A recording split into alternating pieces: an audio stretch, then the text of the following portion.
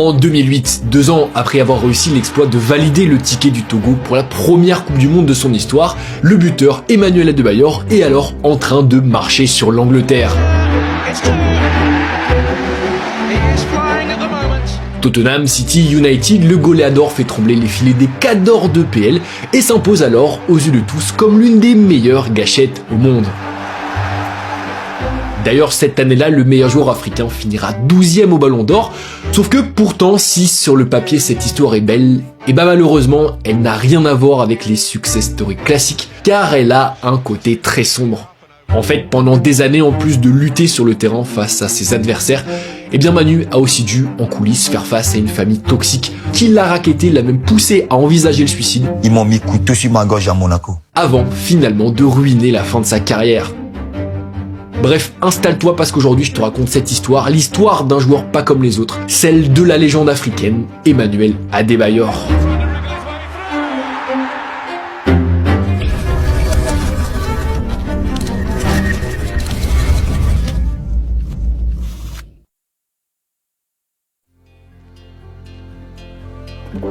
Et pour bien comprendre toute l'histoire d'Emmanuel Adebayor et de sa famille, il faut remonter aux origines à Lomé au début des années 80.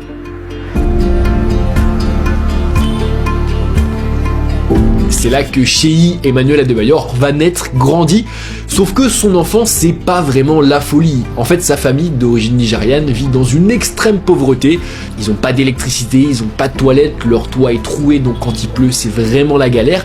Mais bon, heureusement pour Manu le football existe et très vite pour lui ça va paraître comme une véritable porte de sortie.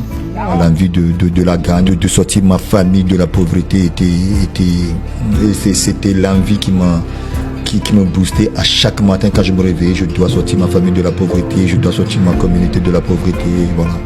À tel point qu'aidé par son oncle, l'ancien joueur professionnel Djima Oyaole, dont il a hérité du talent, à 14 ans, le gamin longiligne quitte l'école pour rejoindre le centre de développement des sports de Lomé, qui est une sorte de centre de formation avec des moyens super limités, un nouveau club qui l'oblige à faire des allers-retours de plus de 30 km à pied pour aller s'entraîner, mais un nouveau club surtout qui va mettre un énorme coup de boost à sa carrière.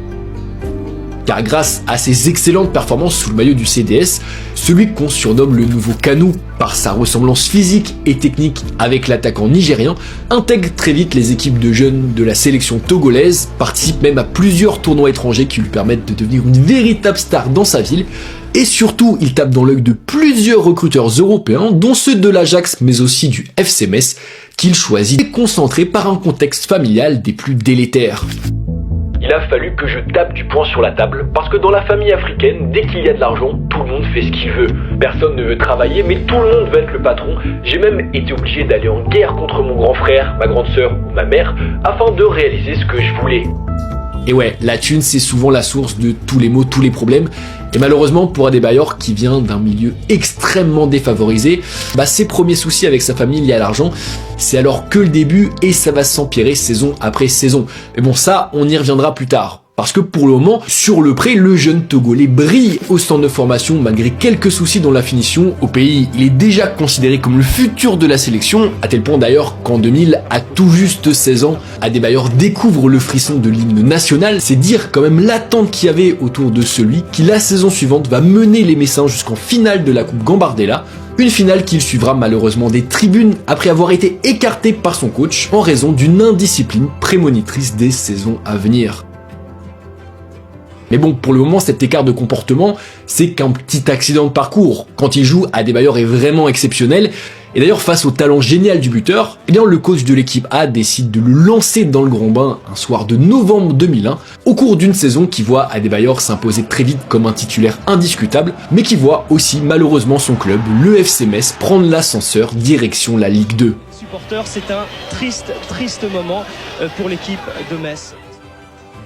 Bon, cette relégation, c'est triste, mais pour Adebayor, c'est pas si grave, parce que à l'été, il y a les plus grands cadors européens qui commencent à se battre pour l'attirer dans leur filet. Sauf que, après réflexion, le buteur et sa grande carcasse va finalement décider de faire un choix ultra mature, celui de rester contre toute attente dans l'est de la France pour au moins encore une saison, pour continuer à prendre du temps de jeu et de l'expérience, et ça va être vraiment le choix parfait.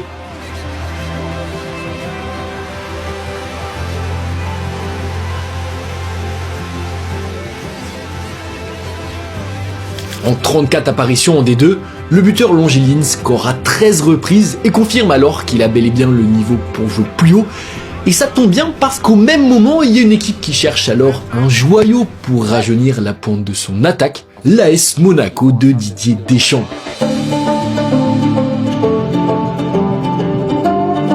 Et le moins qu'on puisse dire, c'est que sur le rocher, le gaillard d'1m91 va se régaler.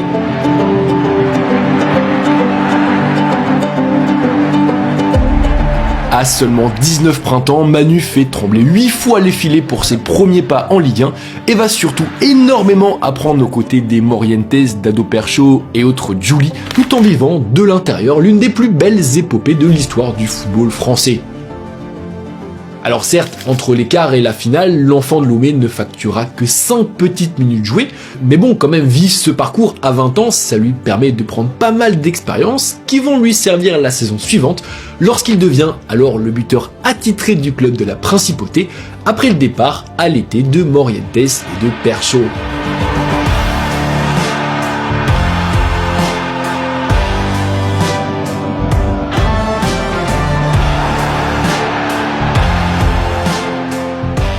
Et dans la lignée de ce qui se passe en club, en sélection c'est pareil, la nouvelle star des éperviers porte très vite l'équipe sur son dos.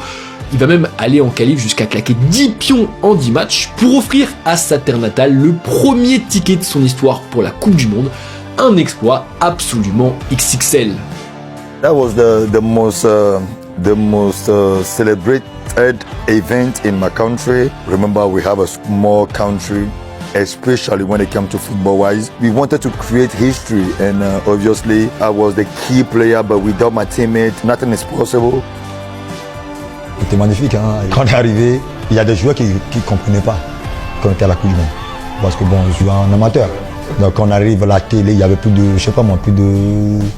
de 700 000 télévisions à l'aéroport pour nous accueillir. C'était wow, c'est quoi ça? Alors qu'eux jouent respectivement dans leur club, il y a peut-être 100 personnes au stade.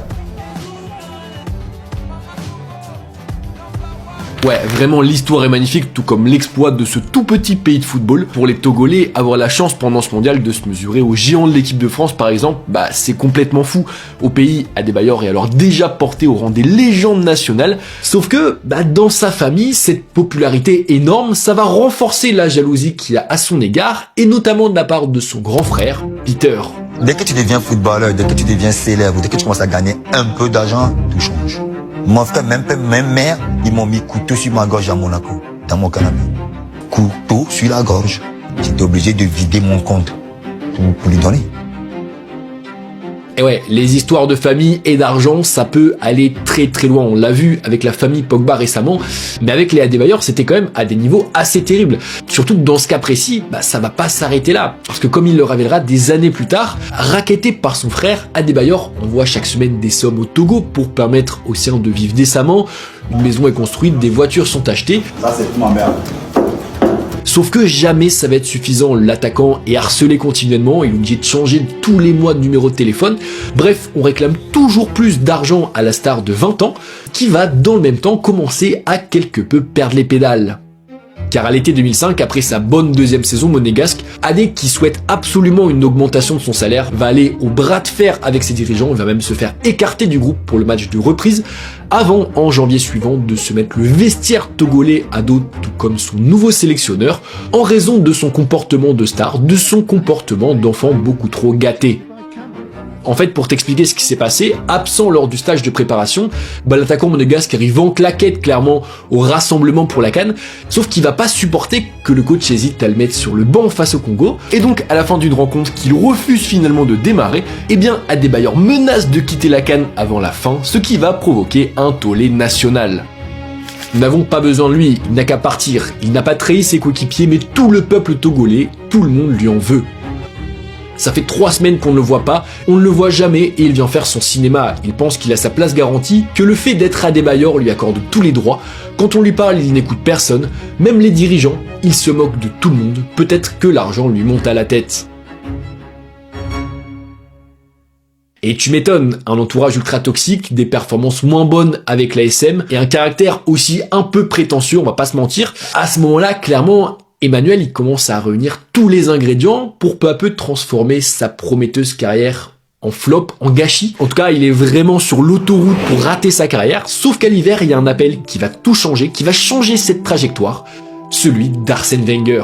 Quand Arsène Wenger m'avait appelé la première fois pour rejoindre Arsenal, j'étais en train de jouer, j'étais en vacances de décembre et je lui ai dit écoute, mets-moi dans le vol ou moi je prends mon billet, j'arrive. C'est-à-dire Arsenal quoi.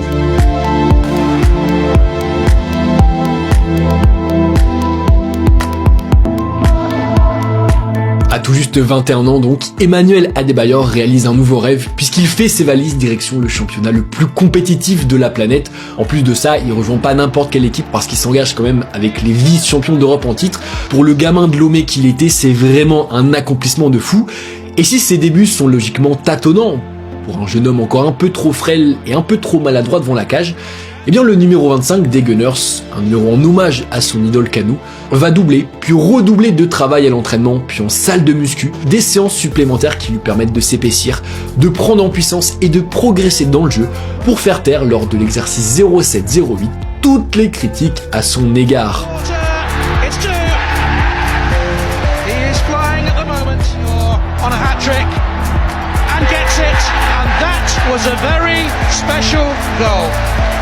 Malgré l'arrivée à l'été 2007 du Brésilien Eduardo, malgré aussi l'explosion attendue de RVP après le départ catalan d'Henry, et malgré enfin une situation complexe avec une sélection togolaise dont il est même à un moment exclu en raison de primes non versées, Adebayor réalise donc cette saison-là des performances XXL, de la tête en une touche ou même des frappasses de loin, il enchaîne les pions et s'impose alors contre toute attente comme le remplaçant légitime de la gâchette française avec 30 buts inscrits toutes compétitions confondues, dont 2 doublés face à Tottenham puis Manchester City.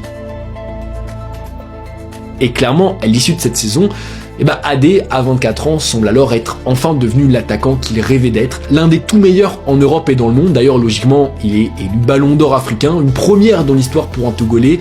Au Ballon d'Or mondial, il termine 12e, ce qui est vraiment bien. D'ailleurs, je me rappelle, c'était un super attaquant. Il était super élégant, ultra instinctif. Face au but, cette saison-là, ça blaguait pas. Et à ce moment-là, après cette saison de dingue, on n'attend qu'une chose, c'est de le voir repousser encore un peu plus ses limites la saison suivante. Sauf que malheureusement, c'est pas vraiment ce qui va se passer. Car moins efficace, plus irrégulier, le Togolais connaît alors de véritables trous d'air, à tel point qu'à l'été 2009, et seulement quelques mois après avoir prolongé son contrat à l'Emirates Stadium, le Goléador est prié par ses dirigeants de se trouver une porte de sortie pour faire de la place à son concurrent Robin van Persie.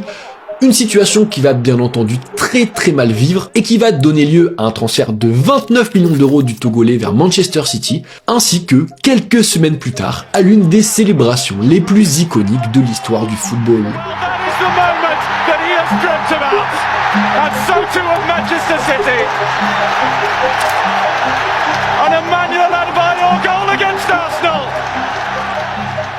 Cette image d'Adebayor qui traverse le terrain pour célébrer genoux à terre devant le parquage de son ancien club, elle est complètement folle. Et d'ailleurs, elle révèle le niveau de frustration qu'avait accumulé le Togolais depuis son transfert. Mais ce qu'on oublie souvent, c'est que cette célébration, c'est pas le seul fait marquant du passage d'Adebayor chez les Sky Blues. Car pour son premier cru à Manchester, le nouvel ennemi juré des Gunners justifie son énorme salaire en faisant trembler les filets à 14 reprises en 26 apparitions en championnat. Tout cela alors qu'en janvier, il subit un attentat tragique avec la sélection togolaise, un attentat qui, selon ses dires, le changera à jamais.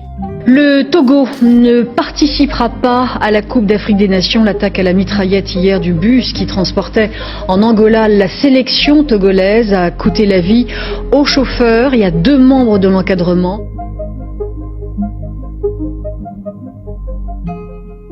Et malheureusement pour Manu, à partir de ce moment-là, les problèmes vont se multiplier. Déjà, en club, Roberto Mancini, arrivé à City en décembre 2009, va déplorer très vite le laisser-aller de la star africaine qui l'envoie progressivement sur le banc. Et ça, logiquement, ça va frustrer l'incompris Adebayor, qui va même aller jusqu'à se battre à l'entraînement avec son coéquipier Kolo Touré, un événement qui met définitivement un terme, encore une fois douloureux, à son aventure avec son club. If he obviously worked hard, if he was that fit, and he was super talented, and you say he could have done more, in what way? Well, it's not. It's more in the mind. It's in the mind. Of course, it's in the mind. You've got to push yourself every day to be the best. And he was playing for Arsenal, Real Madrid, Man City. And I don't want to bring money into it, but when you are earning money, your levels can drop. Because you feel like you don't need to do more. Quand il est arrivé à Arsenal, je me suis dit qu'il allait faire un malheur. Et puis ça s'est mal terminé. Dans la durée, je crois qu'il n'est pas capable de prolonger ses efforts. Monaco, Arsenal, City d'un côté, Didier Deschamps, Arsène Wenger, Roberto Mancini de l'autre. Ce sont de grands clubs et de grands entraîneurs. S'il n'a pas réussi, ça vient de lui, pas des autres. Et oui, c'est clair, ça vient de lui, ça vient de son caractère de star trop gâté. Mais quand on a dit ça, c'est important aussi de noter que forcément son entourage toxique, ça a eu un impact mental sur lui, et évidemment un impact négatif. Parce que ouais, pendant toutes ces années, la pression a été constante sur le joueur en dehors du terrain. Sa famille, plusieurs fois, elle s'est plainte de lui auprès de la presse, en dénonçant notamment sa cupidité, alors que lui, il envoyait des bifetons pour qu'il vive tranquillement. Et en 2011, ça va même aller encore plus loin lorsque, prêté presque par miracle au Real Madrid, où d'ailleurs il va revivre sous l'égide de José Mourinho, eh bien le buteur voit son frère adresser une terrible lettre à Florentino Pérez. Je voulais parler, mais j'ai pas pu parler. Tout ce que j'ai vu, c'est l'âme qui coulait. Lui, il envoie une lettre officielle de la part de famille d'Adebayor en disant de ne pas me garder, de résilier mon contrat. Si mon frère même me fait ça, c'est que je suis en danger. Donc c'était très difficile. Ouais, je sais pas si on se rend compte, mais c'est vraiment terrible. Il y a ton frère à qui tu payes clairement la vie, tu le loges, tu le nourris, qui est encore pas content et qui va aller jusqu'à envoyer une lettre à ton président pour que ce dernier résilie ton contrat. Vraiment, c'est complètement lunaire. Et le problème, c'est que c'est pas tout, ça va pas s'arrêter là. Parce que dans la foulée, à Lomé, lors d'une dispute, ce même frère, dont la famille, je le rappelle, ainsi que les fils sont nourris, logés et blanchis par Adebayor, va aller jusqu'à casser une bouteille de verre pour ensuite menacer, puis même blesser Manu. Bref, une situation absolument intenable qui va cette fois pousser le petit frère à enfin prendre une mesure radicale à son encontre, faire appel à la justice pour ordonner son expulsion immédiate de son domicile.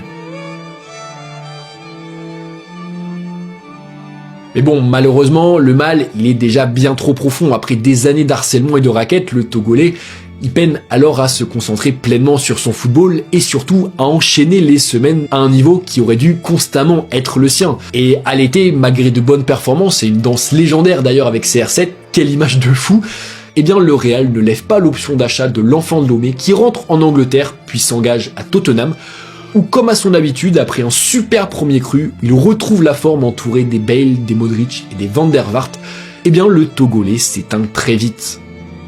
Et malgré une CAN 2013 à nouveau mémorable pour les éperviers qui battent l'Algérie et atteignent pour la première fois de leur histoire les quarts de la compétition, Adebayor de son côté est en grande difficulté en club, il est même envoyé par le coach Villas-Boas s'entraîner avec les U21, une période absolument terrible pour lui, d'autant qu'au même moment, bien sa famille est plongée dans le deuil après la mort plutôt mystérieuse du frère tyrannique Peter, une mort qui ne va pas du tout soulager Adebayor comme on aurait pu le croire, mais qui va plutôt le plonger dans une quasi-dépression.